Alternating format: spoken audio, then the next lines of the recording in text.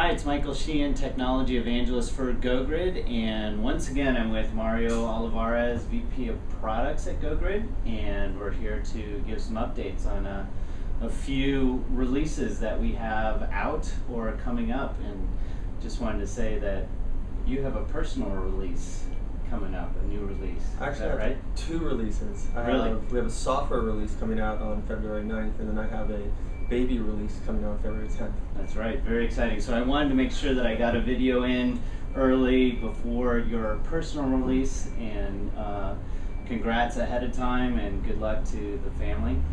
And then why don't we just go into the new release that's coming out. If you're looking at this video, probably it's already happened.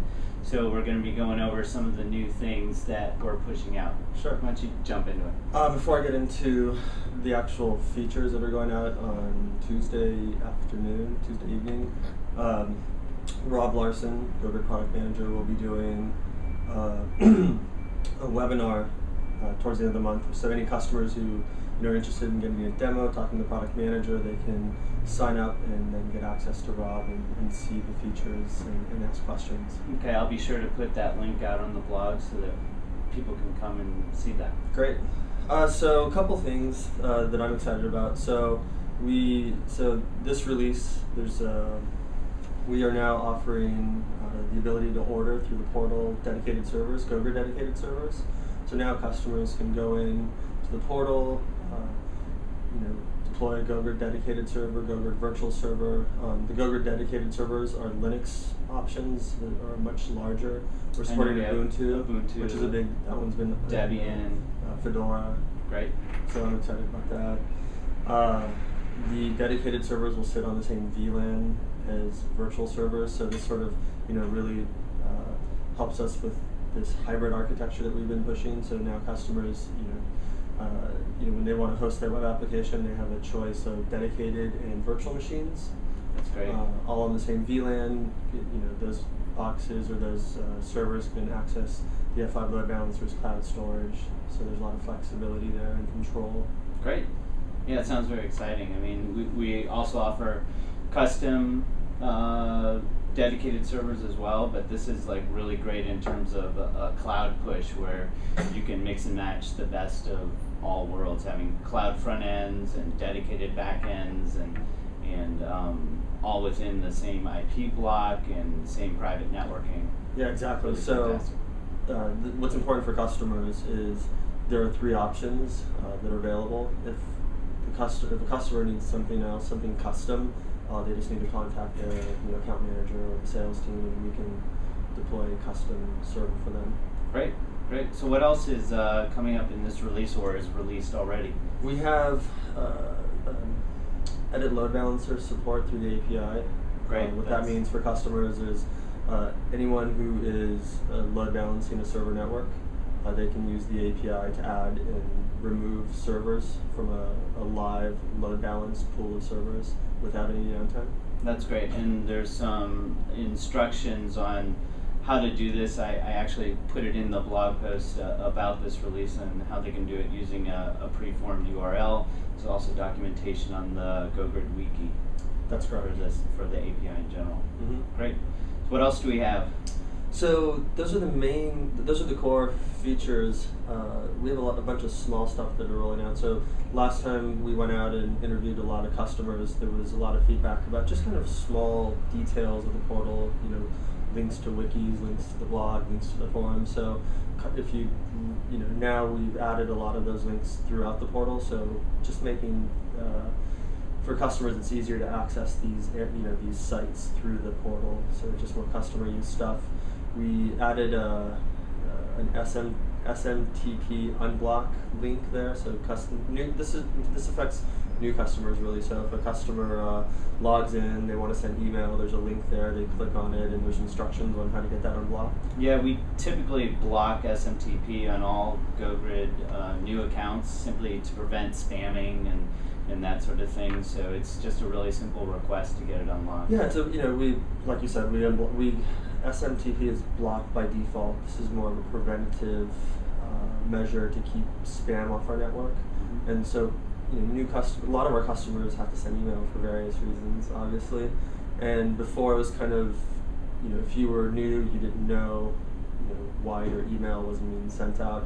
Now there's a link there, it's very visible, customer clicks on it, sends them to the wiki with some very detailed instructions on how to get that unblocked. So great. And we have a snazzy new login screen as well, so there's pertinent information there, links to the wiki, the forum, the blog.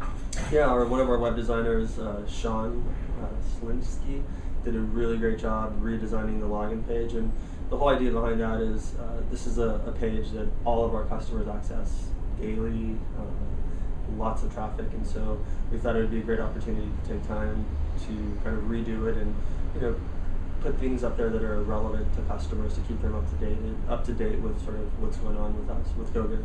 Yeah, and also we're always striving to make our support experience even better. So now within the support section of the portal, you can not only manage all of your GoGrid cloud server support cases and issue tickets, you can also do it with dedicated servers, and all your infrastructure shows up within that support tool. Yeah, exactly. So the whole point of that portal, it's an operator's portal. You go in there and you do things, you deploy stuff, you manage your infrastructure, and so part of deploying infrastructure is supporting for us is supporting that infrastructure. So, if a customer has an issue with a server, they have a question, the support section of that portal has been enhanced so they can ask questions or get issues resolved. And we have a live chat there as well, 24/7. Yeah. The big thing I just remembered is list view. Ah, yes. So part of this, reaching out to customers, getting feedback, was one of the requests that we got a lot was,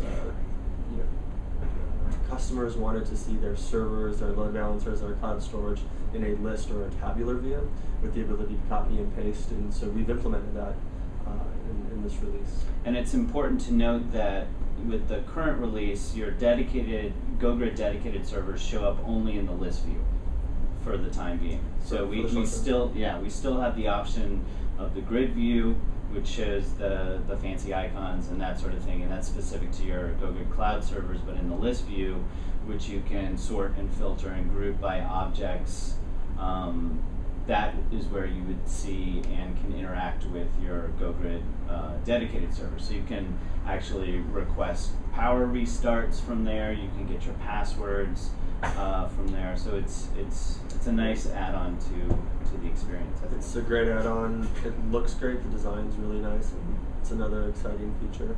Great. So anything else? Yeah. The last thing is, we launched the GoGrid CDN a few months ago, which the adoption has been really great. That's looking good.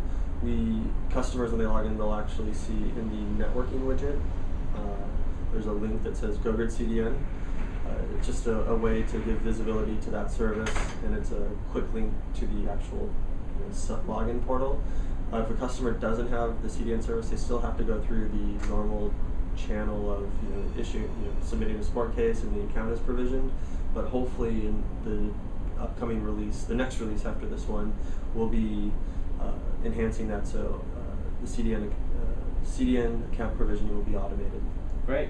So just to wrap up, you can read more about it on the GoGrid website, which is at www.gogrid.com. You can also read it on the blog, blog.gogrid.com, and be sure to follow us on Twitter. We're obviously at GoGrid, and become a fan on Facebook. And the webinar.